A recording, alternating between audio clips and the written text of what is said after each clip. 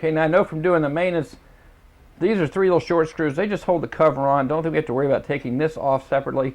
However, there are 2 short and 2 long on this inspection plate. They probably do go through to help secure, the primary cover. So we're going to go ahead and loosen those up. These are Torx bits, and if you're not sure what Torx bit is, I'll show you. See if you can see that. And it's kind of like a little star. That's a Torx bit, different sizes. And we're going to loosen those up. And then I'm going to cheat. I've got a nice little gun here, so I don't have to do too much of that turning myself. I'll just back it out. Okay, that's a short one.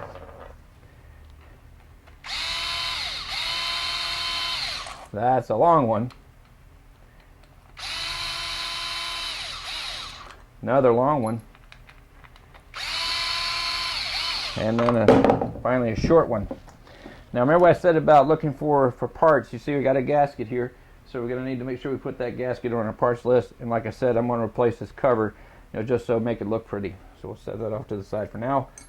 And keep all the fasteners for each part together. If you need to, take a camera and take some photos as you go, so you remember where everything goes.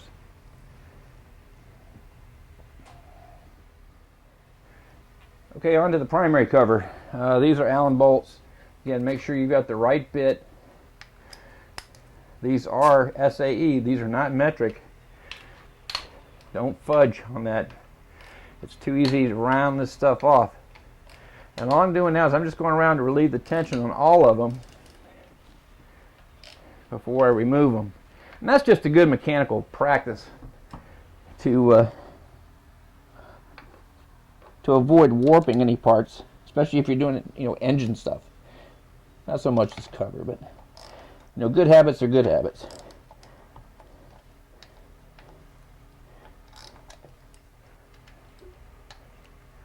Okay, now they're all loose, and I'm going to switch up for my cheater.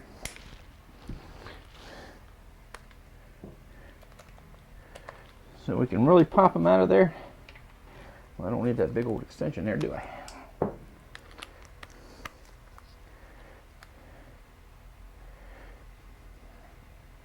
So now I'm going to cheat, put my little cheat tool there, and we'll buzz them all out. And notice they got a little washer on each. That may or may not be a sealing washer. And they may or may not all have one, so you need to look for that as well. Pay really good attention to everything that you take off as you go. Again, take pictures if you want. Draw a little diagram, whatever you need. Now notice here's a good example. Here's one that's longer. Now do I need to know it goes in that particular hole? Let me show you a trick. I put the long one in, you can see I've got a little extension. I don't know how well you can see that, but it sticks out about yay far. Okay, if I stick it in a hole that's not made for it, the shorter bolt, see how much farther it's sticking out? It's like so much more obviously it doesn't go in that hole. Same with the shorter bolt. If I stick the shorter bolt, it's not even touching anything, obviously the wrong hole. So that's a way that you can make sure you're putting the ones, the right bolts back in the right place.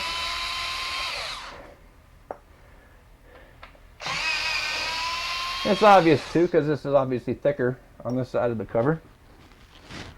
I'll let you get all the bottom ones out first. Another short one.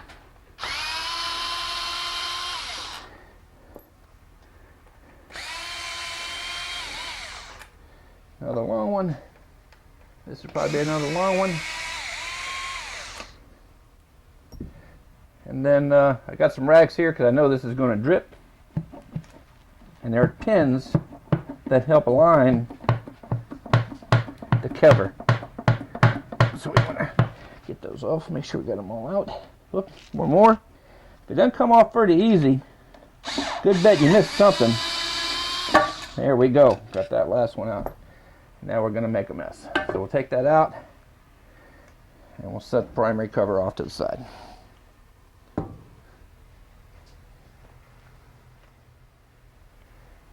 Next step's the easy part. We're just going to remove the gasket. Of course, that's going to go on the parts list.